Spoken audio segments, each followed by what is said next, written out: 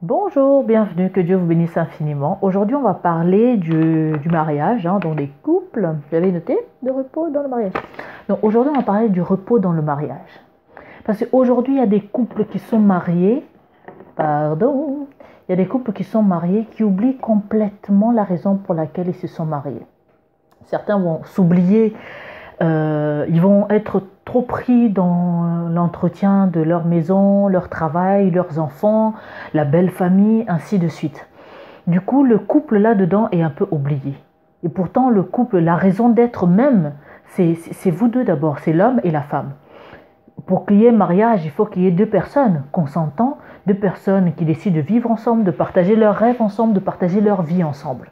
Mais aujourd'hui, quand on regarde les couples peuvent prendre soin de leurs enfants, prendre soin de leur travail, prendre soin de leur maison, prendre soin de travailler de façon à garantir un héritage à leurs enfants, de garantir toutes les sortes d'assurances, mais on ne travaille pas, les couples ne prennent pas soin d'eux et tout. Je vais m'expliquer un peu plus en détail. Aujourd'hui, il y a des couples, ils ont même oublié comment ils avaient commencé au début, comment ils étaient. Parce qu'avant que tu te maries, quand tu rencontres ton mari, quand tu rencontres ta femme, vous êtes tous les deux, vous prenez le temps de sortir, vous prenez le temps de passer des moments ensemble, vous avez le temps de vous dire des je t'aime, des mots gentils, des mots doux, des mots encourageants. Vous avez le temps d'être, voilà, d'avoir des petites attentions, même des grandes attentions, vous faire des cadeaux, vous chouchouter, vous dorlotez. Mais aujourd'hui, c'est comme si, en fait, tout ça, c'est seulement avant.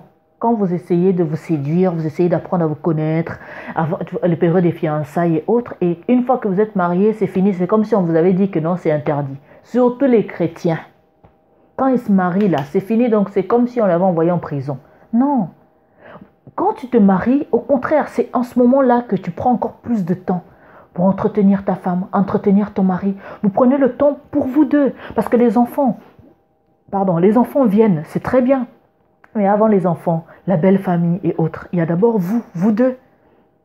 La raison d'être justement de tout ça, que non, les enfants sont venus au monde, c'est d'abord vous deux. Est-ce que vous prenez le temps d'aller vous promener? Est-ce que vous prenez le temps d'aller au restaurant? Est-ce que vous prenez le temps de juste même prendre un petit moment, se balader dans la rue sans forcément avoir une destination en particulier? Est-ce que vous prenez le temps de prendre le temps de vous faire des bisous, de vous embrasser? Parce qu'il y a des couples qui ne s'embrassent pas. Ils sont seulement... Donc les seuls moments où ils vont se rapprocher, c'est le moment peut-être la nuit pour avoir un rapport sexuel, alors que non.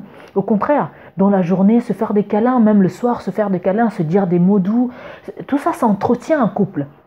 Ça permet, parce que sinon, vous êtes tout le temps tendu, vous êtes tout le temps préoccupé, stressé par les situations de la vie et tout le reste. Vous ne prenez pas le temps de prendre du repos dans le mariage. Parce que le mariage, c'est pas une prison, c'est pas un champ, un camp où vous devez travailler, je sais pas. Non, on s'aime. On prend soin l'un de l'autre, on est détendu, on se repose, on prend le temps de se promener, de se balader et tout. Même les personnes qui sont à Kin, est-ce que vous prenez le temps entre vous, vous laissez les enfants même auprès des parents ou des amis, enfin quelqu'un ou babysitter et tout, vous vous promenez dans les petits Nganda, vous mangez, vous promenez dans les rues de Kinshasa, je sais pas, bon je parle de Kinshasa mais bon après ça peut être partout, je veux dire, ceux qui habitent en France par exemple, est-ce que toi et ton mari vous prenez le temps d'aller au restaurant, vous baladez sur des fleuves comme la Seine pour ceux qui sont en région parisienne par exemple, ou même les banlieues parisiennes, est-ce que vous prenez ce temps-là de vous entretenir? Parce qu'aujourd'hui, les gens voient seulement que non, il y a des tensions dans les couples, au début on n'était pas comme ça. Oui, mais pendant votre cheminement, pendant le moment où vous évoluez ensemble dans votre couple, qu'est-ce que vous mettez en place pour entretenir la flamme? Qu'est-ce que vous mettez en place pour entretenir le désir, entretenir la gentillesse, entretenir, tu vois, la spontanéité? Enfin, que faites-vous? Parce que tu peux te plaindre aujourd'hui que oh, mon mari ou ma femme, elle ne me fait jamais des bisous, elle n'est pas tendre et tout le reste. Mais toi, qu'est-ce que tu fais pour que ces bisous-là puissent venir naturellement? Qu'est-ce que tu fais pour que ces choses-là... Mais parfois, enfin, pas parfois, mais il faut se mettre dans cette situation où... tu mets tellement la personne à l'aise, tellement bien que la personne a envie de t'embrasser, la personne a envie de te toucher, la personne a envie de te parler, la personne a envie d'être gentille, de te faire un cadeau, sans seulement... Les cadeaux, c'est pas seulement les jours d'anniversaire, surtout je parle des couples africains. Les cadeaux, c'est pas seulement le jour d'anniversaire. Tu peux faire un cadeau à ta femme ou à ton mari, n'importe quand dans l'année, juste pour le faire plaisir. Tout ça, ça entretient la flamme, ça entretient votre relation, ça entretient votre complicité. Parce que les enfants, là, ils vont grandir, ils vont partir chez eux, ils vont avoir leur vie. Je ne dis pas qu'il ne faut pas s'occuper des enfants, mais il ne faut pas oublier votre couple au détriment de l'éducation des enfants, au détriment du travail et tout le reste. Non. Chaque chose à sa place. Prenez le temps. Vous avez le temps pour être avec vos enfants. Vous avez le temps pour aller travailler. Vous avez le temps pour vous deux. Des temps en amoureux. Il faut au moins que dans la semaine. Parce que quand même, on a 7 jours dans la semaine. Même si les gens vont me dire, oh, on travaille, on est cassé, on est fatigué. Venez pas vous prendre que vos maris bien vos femmes, ne sont pas doux, ne sont pas tendres, parce que vous ne vous donnez pas les moyens d'entretenir tout ça. Le mariage, c'est pas seulement qu'on se marie, on met l'argent ensemble, les comptes joints ensemble, nos biens ensemble, les enfants, on essaye de les envoyer à l'école, on essaye de se battre pour leur avenir. Oui, mais avant tout ça, là, vous oubliez les personnes, les fondateurs de tout ça. C'est d'abord vous deux, l'homme et la femme. Donc, prenez le temps de vous choyer, prenez le temps d'être... Voilà, prenez le temps pour vous. Parce que c'est ça qui entretient un couple. Aujourd'hui, les couples sont tels qu'elles sont parce que vous n'entretenez pas vos couples. Vous n'êtes pas romantique, vous n'êtes pas sexy, vous n'êtes pas provocant, vous n'êtes pas ci, vous n'êtes pas ça.